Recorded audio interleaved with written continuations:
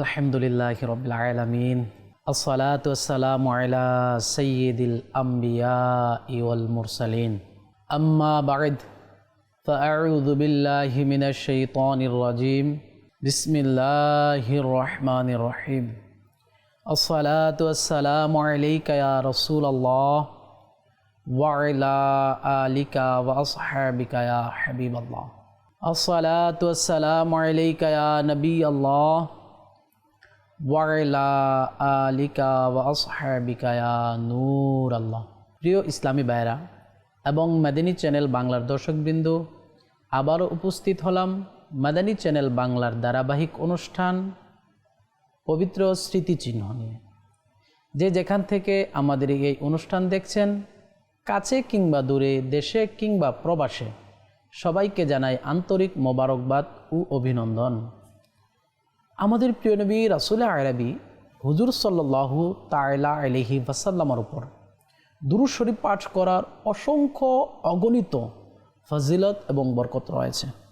তাজদারে রিসালাত, শাহানশাহে নবুয়াত, মাহবুবে রব্বুল ইজ্জত সাল্লাল্লাহু তাআলা আলাইহি ওয়াসাল্লাম ইরশাদ ফরমান, ভালোবাসা পোষণকারীদের দুরূদ আমি স্বয়ং শ্রবণ করি এবং তাদের পরিচয় জানি। মূলত অন্যান্যদের দুরূদ আমার প্রতি পৌঁছানো হয়। সুবহানাল্লাহ, সুবহানাল্লাহ। আল্লাহ তাআলা আমাদেরকেও বেশি থেকে বেশি দুরূদ শরীফ পাঠ করার তৌফিক দান করুক। প্রিয় ইসলামী ভাইরা এবং মাদানী চ্যানেল বাংলার দর্শকবৃন্দ, আপনারা দেখছিলেন অনুষ্ঠান পবিত্র স্মৃতিচিহ্ন, অর্থাৎ তাবারুকাত, যা এমন কোনো স্থান অথবা বস্তু যার সম্পর্ক কোনো নেককার বান্দা, কোনো ওলি, কোনো সাহাবী অথবা কোনো নবীর সাথে সম্পর্ক। জি হ্যাঁ, যার মাধ্যমে আল্লাহ তাআলার রহমত অর্জন করা যায়, যার মাধ্যমে আল্লাহ তাআলার বরকত অর্জন করা যায়, যার মাধ্যমে গুনাহের রোগ থেকে আরোগ্য পাওয়া যায়। আজকে আমরা এমন একটি তাবারুক, এমন একটি পবিত্র স্মৃতিচিহ্ন নিয়ে আলোচনা করব। জি হ্যাঁ, তা হচ্ছে রওজায়ে রাসূলুল্লাহ সাল্লাল্লাহু তাআলা আলাইহি ওয়াসাল্লাম। আজকে আমরা শ্রবণ করব রাসূল সাল্লাল্লাহু আলাইহি ওয়াসাল্লামের রওজা মোবারক সম্পর্কে, রাসূল সাল্লাল্লাহু তাআলা আলাইহি ওয়াসাল্লামের পবিত্র রওজায়ে আনোয়ার এবং সবুজ গম্বুজ সম্পর্কে। সুবহানাল্লাহ, সুবহানাল্লাহ। প্রিয় ইসলামী ভাইরা, রাসূল সাল্লাল্লাহু আলাইহি ওয়াসাল্লাম যে পবিত্র হাত দ্বারা মসজিদ নির্মাণ করেছিলেন, সেই মসজিদের নাম হচ্ছে মসজিদে নববী। মসজিদে নববী শরীফের পূর্ব দিকে রাসূল সাল্লাল্লাহু আলাইহি ওয়াসাল্লামের বাসস্থান, যেখানে রহমতে আলম নূরে মুজাসসাম সাল্লাল্লাহু তাআলা আলাইহি ওয়াসাল্লাম শায়িত রয়েছেন। রাসূলের যে রওজা রয়েছে, এই রওজা শরীফের মধ্যেই রাসূলের বাসস্থান ছিল। আর এটা মসজিদে নববী শরীফ নির্মাণ করার প্রথমবার যখন মসজিদে নববী নির্মাণ হয়েছিল, তখন ওই বাসস্থানটাও নির্মাণ করা হয়েছিল। এখানেই উম্মাহাতুল মুমিনিন এবং বিশেষ করে উম্মুল মুমিনিন হযরতে সাইয়্যিদাতুনা আয়েশা সিদ্দিকা রাদিয়াল্লাহু তাআলা আনহা প্রায় 9 বৎসর যাবত আপন মাথার মুকুট, সাহেবে মেরাজ হুজুর সাল্লাল্লাহু আলাইহি ওয়াসাল্লামের কদমে উপস্থিত ছিলেন। এই কারণে একে হুজরায়ে আয়েশা বলা হয়। চুনা ও মাটির নির্মিত দেয়াল, খেজুরের ঢাল ও পাতার ছাদ সম্বলিত ছোট্ট আয়তনের এই ঘরটি হয়তো তখনকার দিনে মদিনা শরীফের একটি সাধারণ ভবনই ছিল। রাসূল সাল্লাল্লাহু আলাইহি ওয়াসাল্লাম যেখানে আরাম করতেছে, রাসূলের রওজায়ে আতহার, এই ঘরটি ছিল রাসূল সাল্লাল্লাহু আলাইহি ওয়াসাল্লামের বাসভবন। মা আয়েশা সিদ্দিকা রাদিয়াল্লাহু তাআলা আনহা এখানেই বসবাস করতেন। এই মহত্বপূর্ণ গড়টির ছাদ শরীফের উচ্চতা একজন মানুষের দৈর্ঘ্যের চেয়ে 1 হাত পরিমাণ উঁচা ছিল। সুবহানাল্লাহ। পরবর্তীতে এর আশেপাশে এমনই মুবারক হুজরা অন্যান্য উম্মাহাতুল মুমিনিনদের জন্য একের পর এক নির্মাণ করা হলো। সুবহানাল্লাহ, সুবহানাল্লাহ।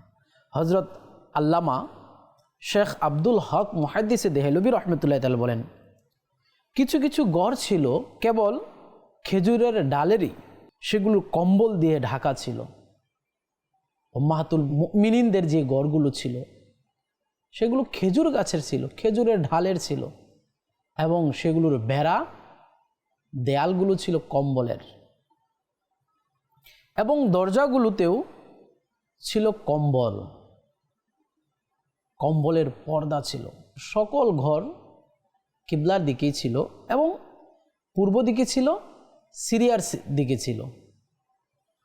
কোনো কোনো ঘর কাঁচা ইটেরও ছিল। যেসব আশিকে রাসূলের নিজের ঘর ছোট ও 8 ফুট ছিল, অনুভব হতো তাদের উচিত যেন হুজুর সাল্লাল্লাহু আলাইহি ওয়াসাল্লামের মহত্বপূর্ণ বাসস্থানের কথা ভাবেন এবং নিজেরা ধৈর্য ধারণ করেন, ধৈর্যের শিক্ষা নেন। জি হ্যাঁ প্রিয় ইসলামী ভাইরা এবং মাদানী চ্যানেলের দর্শকবৃন্দ, আমাদের যাদের মনের মধ্যে আসে আমার ঘরটি তো ছোট, আমার ঘরটা তো পাকা নয়, আমার ঘর তো কাঁচা, আমার ঘর তো ইটের নয়, আমার ঘর তো টিনের।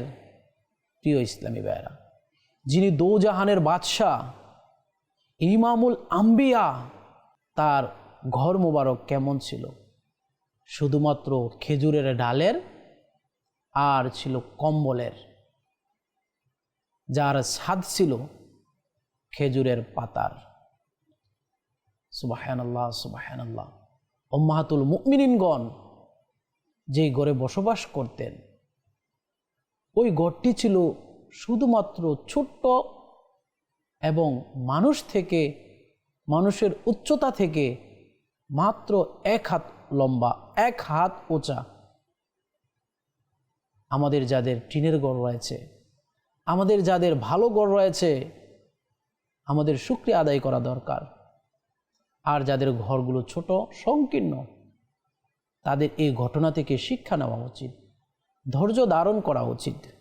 প্রিয় রাসূল মা আমেনার বাগানের সুবাসিত ফুল রাসূলে মকবুল সাল্লাল্লাহু তাআলা আলাইহি ওয়াসাল্লাম এই হুজরায়ে আয়েশাতেই প্রকাশ্য উফাত গ্রহণ করেন। আয়েশা সিদ্দিকা রাদিয়াল্লাহু তাআলা আনহার এই ছোট্ট হুজরার মধ্যেই, ছোট্ট হলে কি হবে কিন্তু দামি তো অনেক, যা পৃথিবীর মধ্যে সবচেয়ে দামি জায়গা, যা আরশ কুরসি থেকেও দামি, যা জান্নাত থেকেও দামি। সুবহানাল্লাহ, সুবহানাল্লাহ। যেই হুজরার মধ্যে আমার আপনার নবী সাল্লাল্লাহু আলাইহি ওয়াসাল্লাম শায়িত রয়েছে। জি হ্যাঁ প্রিয় ইসলামী ভাইরা, হুজুর সাল্লাল্লাহু আলাইহি ওয়াসাল্লাম মা আয়েশা সিদ্দিকা রাদিয়াল্লাহু তাআলা আনহার হুজরা মুবারকে ইন্তেকাল করেন, জাহিরি পর্দা করেন। ঘরের যে অংশটিতে ইন্তেকাল শরীফ হয়েছিল, জাহিরি পর্দা করেছে, সেই ভাগ্যবান ভূখণ্ডটি রাসূলে পাক সাহেবে লাউলাক সাল্লাল্লাহু তাআলা আলাইহি ওয়াসাল্লামের কবরে আনোয়ার অর্থাৎ রওজা মুবারক হওয়ার এবং নূরানি শরীর মুবারককে ধারণ করার সৌভাগ্য অর্জন করেছেন। সুবহানাল্লাহ, সুবহানাল্লাহ। উম্মুল মুমিনিন আয়েশা সিদ্দিকা রাদিয়াল্লাহু তাআলা আনহা তার উফাত শরীফ পর্যন্ত এই হুজরা শরীফেই অবস্থান করেছিলেন। আমিরুল মুমিনিন খলিফাতুল মুসলিমিন হযরতে সাইয়েদুনা আবু বকর সিদ্দিক রাদিয়াল্লাহু তাআলা আনহুর ইন্তেকালের সময় যখন ঘনিয়ে আসলো, তখন তিনি রাদিয়াল্লাহু তাআলা আনহু ওসিয়ত করলেন। আল্লাহু আকবার, আল্লাহু আকবার। কি ওসিয়ত করলেন প্রিয় ইসলামী ভাইরা? আমার জানাজার খাটটি রহমত আলম নূরে মুজাসসাম সাল্লাল্লাহু তাআলা আলাইহি ওয়াসাল্লামের পবিত্র রওজার সম্মুখে নিয়ে রেখে আরজ করবে, আসসালামু আলাইকা ইয়া রাসূলুল্লাহি, ইয়া রাসূলুল্লাহ সাল্লাল্লাহু আলাইহি ওয়াসাল্লাম, আবু বকর আপনার দরবারে এসে উপস্থিত।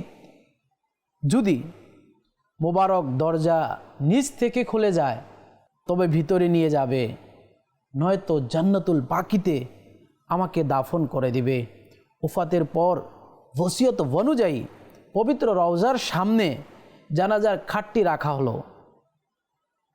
যখনই আরজ করা হলো, আসসালামু আলাইকা ইয়া রাসূলুল্লাহ, আবু বকর উপস্থিত, ইয়া রাসূলুল্লাহ, আবু বকর উপস্থিত, দরজার তালা আপনা আপনি নিজে থেকেই খুলে গেল এবং আওয়াজ আসলো, সুবহানাল্লাহ, আদখিলুল হাবিবা ইলাল হাবিবি ফাইন্নাল হাবিবা ইলাল হাবিবি মুশতাক। সুবহানাল্লাহ, সুবহানাল্লাহ, প্রিয়তমকে প্রিয়তমের সাথে মিলিয়ে দাও, কারণ প্রিয়তমের জন্য প্রিয়তমের প্রবল আকাঙ্ক্ষা রয়েছে। সুবহানাল্লাহ, সুবহানাল্লাহ। আল্লাহর হাবিব আবু বকর সিদ্দিক রাদিয়াল্লাহু তাআলা আনহুকে কেমন ভালোবাসতেন, আর আবু বকর সিদ্দিকও আল্লাহর হাবিব সাল্লাল্লাহু আলাইহি ওয়াসাল্লামের প্রতি কেমন ভালোবাসা ছিল, কেমন আকীদা ছিল, বিশ্বাস ছিল। আল্লাহু আকবার, আল্লাহু আকবার। যেমনিভাবে খাতামুল মুরসালিন রাহমাতুল লিল আলামিন সাল্লাল্লাহু আলাইহি ওয়াসাল্লামের পাশেই সমাহিত করা হয় এবং কবরটি এভাবে খনন করা হয় যেন তার মাথা মুবারক হুজুর সাল্লাল্লাহু আলাইহি ওয়াসাল্লামের কাঁধ মুবারক বরাবর আসে। আবু বকর সিদ্দিক রাদিয়াল্লাহু তাআলা আনহুর কবরটা, মাজারটা এমনভাবে খনন করা হলো যাতে আল্লাহর হাবিব সাল্লাল্লাহু আলাইহি ওয়াসাল্লামের রওজায়ে আনোয়ারের উপরে না যায়। আবু বকর সিদ্দিক রাদিয়াল্লাহু তাআলা আনহুর মাথা যেন রাসূল সাল্লাল্লাহু আলাইহি ওয়াসাল্লামের কাঁধ বরাবরই হয়। সুবহানাল্লাহ, সুবহানাল্লাহ। এখানেও রাসূল সাল্লাল্লাহু আলাইহি ওয়াসাল্লামের প্রতি কেমন আদব ছিল, কেমন ভালোবাসা ছিল। সুবহানাল্লাহ, সুবহানাল্লাহ। অতঃপর প্রায় 10 বছর পর যখন হযরতে সাইয়্যিদুনা আমিরুল মুমিনিন উমর বিন খাত্তাব রাদিয়াল্লাহু তাআলা আনহু শাহাদাত বরণ করলেন, তখন তিনি রাদিয়াল্লাহু তাআলা আনহু এই পবিত্র হুজরার ভিতরে খলিফাতুল মুসলিমিন আবু বকর সিদ্দিক রাদিয়াল্লাহু তাআলা আনহুর কাদের পাশেই সমাহিত হন। সুবহানাল্লাহ, সুবহানাল্লাহ। প্রিয় ইসলামী ভাইরা এবং মাদানী চ্যানেল বাংলার দর্শকবৃন্দ, আল্লাহর হাবিব সাল্লাল্লাহু আলাইহি ওয়াসাল্লাম মা আয়েশা সিদ্দিকা রাদিয়াল্লাহু তাআলা আনহার সাথে যেই পবিত্র ঘরের মধ্যে বসবাস করতেন, ওই ঘরের মধ্যেই আল্লাহর হাবিব সাল্লাল্লাহু আলাইহি ওয়াসাল্লামের জাহিরি উফাত হয়, জাহিরি ইন্তেকাল হয়। আর ওই ঘরের মধ্যেই হুজুর সাল্লাল্লাহু আলাইহি ওয়াসাল্লামের রওজায়ে আনোয়ার বানানো হয় এবং ওই ঘরের মধ্যে আল্লাহর হাবিব সাল্লাল্লাহু আলাইহি ওয়াসাল্লামার বিশেষ 2 জন সাহাবী আবু বকর সিদ্দিক এবং উমর ফারুক আজম রাদিয়াল্লাহু তাআলা আনহুমারও কবর দেওয়া হয়। সুবহানাল্লাহ, সুবহানাল্লাহ। উম্মুল মুমিনিন আয়েশা সিদ্দিকা রাদিয়াল্লাহু তাআলা আনহা এর হুজরা মুবারকের 2টি অংশ ছিল, যেই ঘরের মধ্যে আল্লাহর হাবিব বসবাস করতেন আয়েশা সিদ্দিকা রাদিয়াল্লাহু তাআলা আনহার সাথে। ওই হুজরা মুবারকের 2টা অংশ ছিল, 2টা পার্ট ছিল। একটি অংশ যেখানে ছিল পবিত্র কবরসমূহ আল্লাহর হাবিব সাল্লাল্লাহু আলাইহি ওয়াসাল্লামার, এবং অপরটি তারই বসবাস স্থান যেখানে মা আয়েশা সিদ্দিকা রাদিয়াল্লাহু তাআলা আনহা বসবাস করতেন, থাকতেন। এবং উভয় অংশের মাঝখানে একটি দেয়াল ছিল। তিনি বলেন, আমি আমার ঘরের যে অংশে রাসূল সাল্লাল্লাহু আলাইহি ওয়াসাল্লাম ও আমার শ্রদ্ধেয় আব্বাজান আবু বকর সিদ্দিক রাদিয়াল্লাহু তাআলা আনহু শায়িত রয়েছে, সেই অংশে এই অবস্থায় প্রবেশ করতাম যে পর্দার প্রতি বিশেষ কোনো খেয়াল থাকতো না, যেহেতু একজন আমার মাথার মুকুট আমার স্বামী, আরেকজন হচ্ছে আমার বাবা। কিন্তু যখন থেকে আমার বাবা এবং আল্লাহর হাবিব সাল্লাল্লাহু আলাইহি ওয়াসাল্লামের পাশে ওমরে ফারুক আজম রাদিয়াল্লাহু তাআলা আনহুকে কবরস্থ করা হলো, তখন থেকে যখনই আমি হুজরা মোবারকে ওই অংশে যেতাম, তবে পর্দার প্রতি বিশেষ খেয়াল রাখতাম। সুবহানাল্লাহ, সুবহানাল্লাহ। এবং উমর রাদিয়াল্লাহু তাআলা আনহুর প্রতি আমার লজ্জাবোধ হতো। সুবহানাল্লাহ, কেমন শিক্ষা ছিলেন, কেমন পর্দার প্রতি শিক্ষা ছিল, কেনই বা থাকবে না? ইনি তো উম্মুল মুমিনিন, ইনি তো রাসূল সাল্লাল্লাহু আলাইহি ওয়াসাল্লামের সহধর্মিণী। আল্লাহু আকবার। উম্মুল মুমিনিন আয়েশা সিদ্দিকা রাদিয়াল্লাহু তাআলা আনহার এর বিষয়ে কোনো সন্দেহ ছিল না। দুনিয়া থেকে আড়াল হওয়ার সত্ত্বেও নবী এবং প্রিয় আব্বাজান সাইয়েদনা সিদ্দিক আকবর রাদিয়াল্লাহু তাআলা আনহু নিজ নিজ নুরানি রওজায় অবস্থান করেও আমাকে দেখছেন। আল্লাহু আকবার, আল্লাহু আকবার। এবং এই আকীদা, এই বিশ্বাস আমিরুল মুমিনিন ফারুক আজম রাদিয়াল্লাহু তাআলা আনহুর ব্যাপারও ছিল। তাই তো তিনি যখনই ফারুক আজম রাদিয়াল্লাহু তাআলা আনহুকে কবরস্থ করা হলো, উনি ওই জায়গায় যেতে লজ্জাবোধ করতেন, পর্দার প্রতি বিশেষ খেয়াল রাখতেন। আর ওনার আকীদা এটাই ছিল যে আমাকে ফারুক আজম রাদিয়াল্লাহু তাআলা আনহু দেখছেন, আমাকে আল্লাহর হাবিব সাল্লাল্লাহু আলাইহি সাল্লাম দেখছেন, আমাকে আমার বাবা আবু বকর সিদ্দিক রাদিয়াল্লাহু তাআলা আনহু দেখছেন। সিদ্দিকা বিনতে সিদ্দিক উম্মুল মুমিনিন হযরতে সাইয়্যিদাতুনা আয়েশা সিদ্দিকা রাদিয়াল্লাহু তাআলা আনহার যখন উফাত হয়, তখন তাকে জান্নাতুল বাকিতে দাফন করা হয় এবং পবিত্র হুজরার দরজা মোবারক একেবারে বাহিরের একটি শক্ত দেয়াল দিয়ে সেখানে প্রবেশের পথটি বন্ধ করে দেওয়া হলো। যেই হুজরা মুবারকে আয়েশা সিদ্দিকা রাদিয়াল্লাহু তাআলা আনহা থাকতেন, যেই হুজরা মুবারকের মধ্যে আল্লাহর হাবিবের রওজা মুবারক রয়েছে, আবু বকর সিদ্দিক রাদিয়াল্লাহু তাআলা আনহুর মাজার শরীফ রয়েছে, উমর ফারুক আজম রাদিয়াল্লাহু তাআলা আনহুর মাজার শরীফ রয়েছে। যখন মা আয়েশা সিদ্দিকা রাদিয়াল্লাহু তাআলা আনহা ইন্তেকাল করলেন, তখন এই হুজরা মুবারকটিকে একটি দেয়াল দ্বারা, বেষ্টনী দ্বারা, দেয়াল দ্বারা এটাকে কি করা হলো, ঢেকে দেওয়া হলো এবং বাহির থেকে দরজা বন্ধ করে দেওয়া হলো। উম্মুল মুমিনিন রাদিয়াল্লাহু তাআলা আনহার উফাতের পর সেই স্থানটি খালি হয়ে গেল, যেখানে আয়েশা সিদ্দিকা রাদিয়াল্লাহু তাআলা আনহা বসবাস করতেন। ওই স্থানটি খালি, যেখানে তিনি বসবাস করতেন। এখন হুজরায়ে মনোয়ারার চতুর্থ কবরের যে জায়গাটি, খালি জায়গাটি রয়েছে, কিয়ামতের আগে ঈসা আলাইহিস সালাতু ওয়াস সালামের আবির্ভাব হবে এবং তিনি ইন্তেকালের পর তাকে এই হুজরার পাশেই সমাহিত করা হবে। ঈসা আলাইহিস সালাতু ওয়াস সালামের রওজা শরীফ এখানেই হবে। সুবহানাল্লাহ, সুবহানাল্লাহ। কেমন উত্তম স্থান, কেমন উত্তম জায়গা, যে জায়গার মধ্যে আল্লাহর হাবিব সাল্লাল্লাহু আলাইহি ওয়াসাল্লাম শাহিত, যে জায়গার মধ্যে আল্লাহর হাবিব সাল্লাল্লাহু আলাইহি ওয়াসাল্লামের দুই সাথী আরাম করতেছে। সুবহানাল্লাহ, সুবহানাল্লাহ। তাজদারে রিসালাত, শাহান শাহে নবুয়াত, মাহবুবে রব্বুল ইজ্জাত সাল্লাল্লাহু আলাইহি ওয়াসাল্লামের জাহিরি হায়াতে মহত্বপূর্ণ বাসস্থানের দেয়াল পাকা ছিল না। যখন রাসূল সাল্লাল্লাহু আলাইহি ওয়াসাল্লাম জাহিরি হায়াতে ছিল, তখন ওনার বাসস্থানের দেয়াল পাকা ছিল না। সর্বপ্রথম আমিরুল মুমিনিন হযরতে সাইয়েদুনা উমর ফারুক আজম রাদিয়াল্লাহু তাআলা আনহু পাকা দেয়াল নির্মাণ করেন। অতঃপর প্রথম শতাব্দীর মুজাদ্দিদ উমর বিন আব্দুল আজিজ রাদিয়াল্লাহু তাআলা আনহু প্রথম হিজরি শতাব্দীতেই মসজিদে নববী শরীফ যখন নতুনভাবে নির্মাণ করা হলো, তখন কালো পাথর দ্বারা দরজাবিহীন দেয়াল বানিয়ে হুজরায়ে আয়েশার মূল ঘরটি সংরক্ষিত করে দেন এবং এর চতুর্দিকে 5 কোণা দেয়াল বানিয়ে দেন। অর্থাৎ রাসূল সাল্লাল্লাহু আলাইহি ওয়াসাল্লামের যে রওজা রয়েছে, রওজার চতুর্দিকে উমর বিন আব্দুল আজিজ রাদিয়াল্লাহু তাআলা আনহু কালো পাথর দিয়ে দেয়াল করে দেন। সুবহানাল্লাহ, সুবহানাল্লাহ।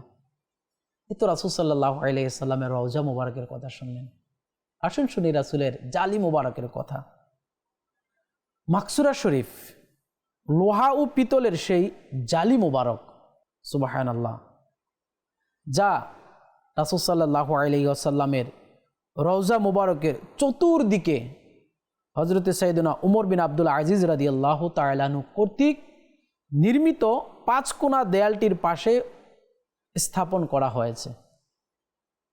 সর্বপ্রথম মিশরের সুলতান রুকুনুদ্দিন বাইরস 586 হিজরিতে কাঠের জালি মোবারক নির্মাণ করেছিলেন। তখন এর উচ্চতা 2টি মানুষের দেহের উচ্চতার সমান ছিল।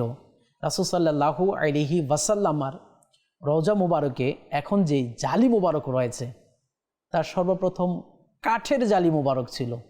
আল্লাহু আকবার, আল্লাহু আকবার। অতঃপর শাহ জাইনুদ্দিন কাতবুগা 694 হিজরিতে এর উপর আরও একটি জালি বাড়িয়ে দেন, যা ছাদের সাথে গিয়ে লেগেছিল। 886 হিজরি সনে অগ্নিকাণ্ডের দুর্ঘটনায় এই জালি মোবারক শহীদ হয়ে গেলে সুলতান কায়কোবাদ লোহা আর পিতলের জালি তৈরি করে দেন, যাতে পিতলের জালিগুলো কিবলার দিকে আর লোহার জালিগুলো বাকি 3 দিকে স্থাপন করা হয়। মাকসুরা শরীফ অর্থাৎ রাসূল সাল্লাল্লাহু আলাইহি ওয়াসাল্লামার জালি মোবারক। মাকসুরা শরীফে কয়েকটি দরজা রয়েছে। একটি কিবলার দেয়ালে, যার নাম বাবুত তাওবা, আরেকটি পশ্চিমের দেয়ালে, যাকে বাবুল ওয়াফুদ বলা হয়, আরেকটি পূর্বের দেয়ালে, যার নাম বাবে ফাতেমা, আরেকটি উত্তরের দেয়ালে, যাকে বাবুত তাহাজ্জুদ বলা হয়। সুবহানাল্লাহ, সুবহানাল্লাহ। বাবে ফাতেমা ব্যতীত সবকটি দরজা বন্ধ থাকে। বাবে ফাতেমাটি বিশেষ বিশেষ মুহূর্তে খুলে দেওয়া হয়। প্রিয় ইসলামী ভাইরা এবং মাদানী চ্যানেল বাংলার দর্শকবৃন্দ, আপনারা এতক্ষণ শুনলেন রাসূল সাল্লাল্লাহু আলাইহি ওয়াসাল্লামের রওজায়ে আনোয়ারের কথা। আপনারা শুনলেন আবু বকর সিদ্দিক রাদিয়াল্লাহু তাআলা আনহুর মাজার এবং ফারুক আযম রাদিয়াল্লাহু তাআলা আনহুর মাজারের কথা। আপনারা এও শুনলেন যে রাসূল সাল্লাল্লাহু আলাইহি ওয়াসাল্লামের মাজারের পাশে, রওজার পাশে একটু জায়গা খালি রয়েছে, যেখানে হযরত ঈসা আলাইহিস সালাতু ওয়াস সালামের রওজা হবে। আল্লাহ তাআলা আমাদেরকে রাসূল সাল্লাল্লাহু আলাইহি ওয়াসাল্লামের মহব্বত আমাদের অন্তরে বাড়িয়ে দিক। বারবার রাসূল সাল্লাল্লাহু আলাইহি ওয়াসাল্লামের রওজার জিয়ারত দ্বারা আমাদেরকে ধন্য করুন। স্বপ্নর যুগে আমাদের চক্ষু যখন, জাহিরি চক্ষু যখন বন্ধ হয়ে যাবে, অন্তরের চক্ষু দ্বারা যেন হাবিবে কিবরিয়া সাল্লাল্লাহু আলাইহি ওয়াসাল্লামার রওজায়ে আতহার দেখি, হাবিবে কিবরিয়া সাল্লাল্লাহু আলাইহি ওয়াসাল্লামার যেন নুরানি চেহারার জিয়ারত করি। আর এর জন্য উচিত হচ্ছে বেশি বেশি রাসূল সাল্লাল্লাহু আলাইহি ওয়াসাল্লামের মহব্বত তৈরি করা, অন্তরের মধ্যে দুরূদ শরীফ পড়া, রাসূলকে মহব্বত এবং ভালোবাসা। প্রিয় ইসলামী ভাইরা, ইনশাআল্লাহ দেখা হবে অন্য কোনো পর্বে, অন্য কোনো বিষয় নিয়ে। সে পর্যন্ত ভালো থাকুন, সুস্থ থাকুন, মাদানী চ্যানেল বাংলার সঙ্গে থাকুন। সাল্লু আলাল হাবিব সাল্লাল্লাহু তাআলা আলা মুহাম্মদ সাল্লাল্লাহু তাআলা আলাইহি ওয়াসাল্লাম।